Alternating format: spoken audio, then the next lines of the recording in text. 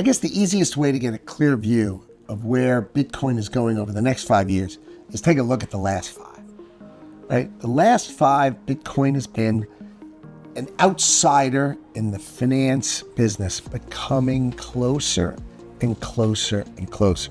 Right now, there's an ETF just starting to go a little bit mainstream, maybe a toe in the water of mainstream, but banks still can't clear it. Banks still can't transact in it. Banks still can't custodian it. Banks still won't transact in it, and they won't finance it yet.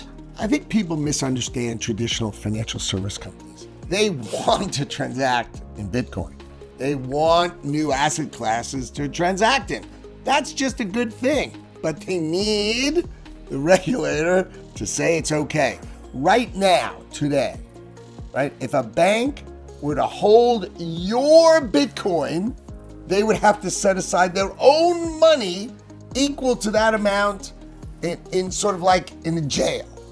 I mean, you'd say, well, that's crazy. The answer is, that's why they don't hold it. But if you let them hold it, if the regulatory environment was good, you will see all the traditional financial service companies, the big banks, the big brokerage companies, they're all going to go headfirst into Bitcoin pond. That's what's going to happen, and it's coming.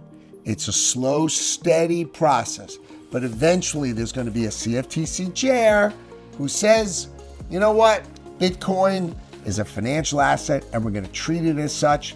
And when that happens, you're going to see Bitcoin move in a very, very strong, positive direction.